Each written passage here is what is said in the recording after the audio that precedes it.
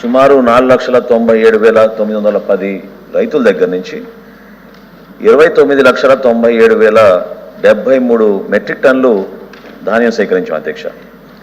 దానికి మొత్తం చెల్లించింది 6,549,15,00,000.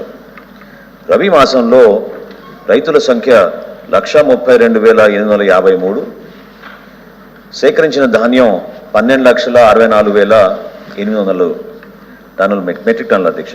దానికి 2,763,070.76 కోట్లలో అధ్యక్ష. రెండో ప్రశ్నకు సమాధానం దురదృష్టం ఏంటంటే అధ్యక్ష, గత 5 సంవత్సరాల్లో జగన్మోహన్ రెడ్డి గారి పరిపాలనలో ఖజానా మొత్తం ఖాళీ చేసి వెళ్ళిపోయారు అధ్యక్ష.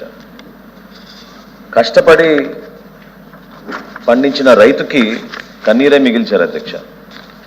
అందులో భాగంగా చెల్లించాల్సిన మొత్తం మా ప్రభుత్వం వచ్చిన తర్వాత గౌరవ ముఖ్యమంత్రి గారు చొరవ చూపించి ఉప ముఖ్యమంత్రి గారు కూడా దీనికి ప్రయారిటీ మనీ రిక్వెస్ట్ చేసినప్పుడు కష్టమైన ఆర్థిక పరిస్థితుల్లో కూడా గత ప్రభుత్వం మిగిల్చిన బకాయిల్ని రైతులకి ఆదుకోవడానికి కోసం మేము కొన్ని చర్యలు తీసుకున్నాం అధ్యక్ష. మొత్తం 12,64,800 మెట్రిక్ టన్నులు రబీ మాసంలో మేము సేకరిస్తే 2,763 కోట్ల రూపాయల్లోనూ ఇప్పటి వరకు మా ప్రభుత్వం వచ్చిన తర్వాత 1,000 కోట్లు మొదటి విడతగా మేము అందించాం అధ్యక్ష. ఇంకా సుమారు 674 కోట్ల రూపాయలు ఇంకా బకాయిలు ఉన్నాయి అధ్యక్ష.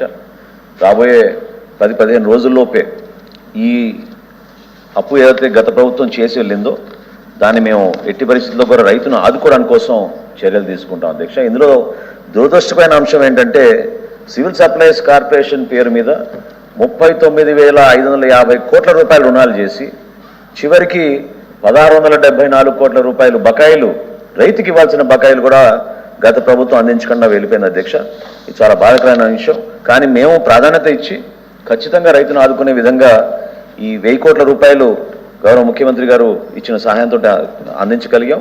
రాబోయే రోజుల్లో ఈ 674 కోట్ల రూపాయలు కూడా తప్పకుండా మేము రైతులకి తక్షణమే చెల్లిస్తాం. అంటే రబీ కూడా స్టార్ట్ అయిపోతుందండి, పెట్టుబడికి కూడా కావాలి, ఇమ్మీడియట్గా ఇవ్వాలి రైతుకి. ఏ ప్రభుత్వం బకాయి పెట్టినా రైతుకి ఖచ్చితంగా రబీకి ఖరీఫ్లోది ఖచ్చితంగా రబీ కన్నా ఇవ్వకపోతే పెట్టుబడి ఉండదు కదండి. డెఫినెట్గా ఇబ్బందులు ఉన్నాయి. మీరు కూడా అది గ్రహించినందుకు, రైతు పక్షాన్ని నిలబడినందుకు గౌరవ సభ్యులందరూ కూడా నేను మనస్ఫూర్తిగా ధన్యవాదాలు తెలుపుతున్నాను అధ్యక్ష. తప్పకుండా ఆ చర్యలు తీసుకుంటాం.